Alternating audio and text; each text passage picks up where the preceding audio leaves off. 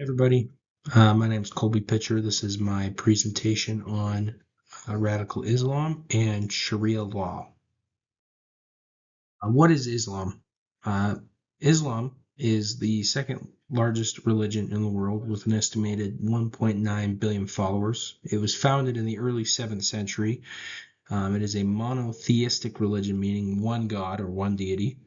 It traces its roots to the Old Testament prophet Abraham, which actually places it in the same theistic or religious family as Judaism and Christianity. It has a couple core beliefs: one God, Muhammad as the first prophet.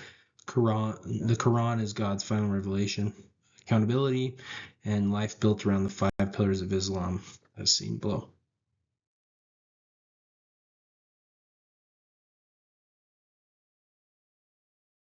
So what is Sharia law? From a Muslim perspective, Sharia translates to the path to water. You can think of it kind of like their version of the iron rod leading to the tree of life. They view it as the correct way to live, and guidance from God for day-to-day life.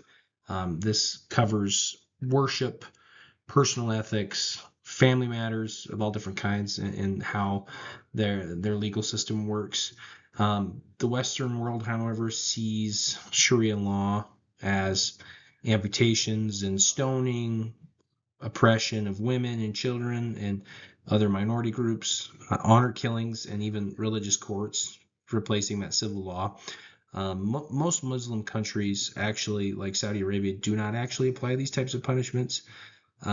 These are primarily a minority of the practitioners of Sharia law that practice this way. So, just as a brief overview, the world sees Sharia law as a penal code, while Muslims see it as a way of life.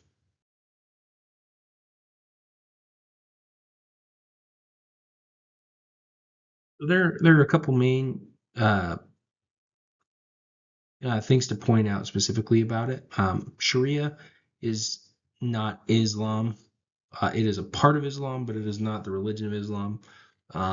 Sharia is it's the legal code or framework that is interpreted by their theocratic leaders and their judges to rule their societies, to govern their societies, whereas Islam is their theological framework. It's their religion, it's their histories, it's their belief, it's their rituals as well. It includes things like they're called prayer, pilgrimage to Mecca, and fasting in Ramadan. These controversial practices come from kind of a niche following called fiqh, which is that human interpretation of the law.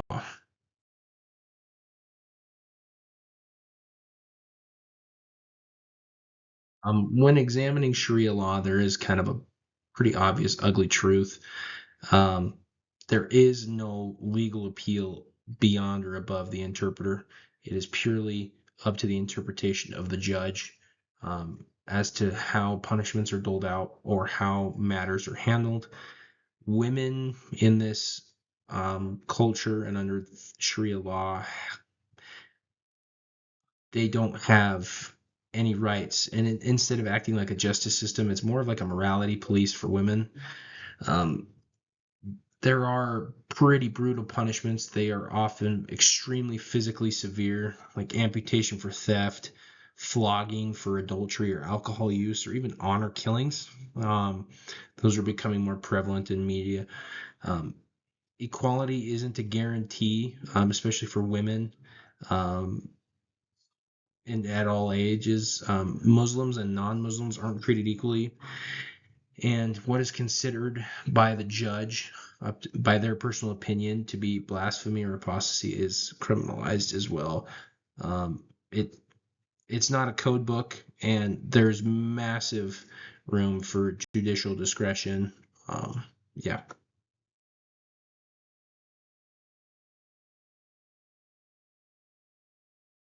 To be fair, this is not a condemnation or generalization of all members of practicing members of Islam.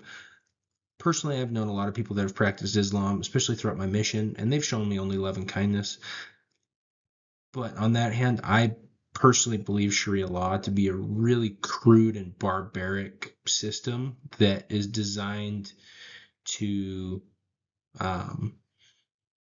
keep those in power and to severely inhibit those under them. But yeah, this was a great experience. Thank you for watching.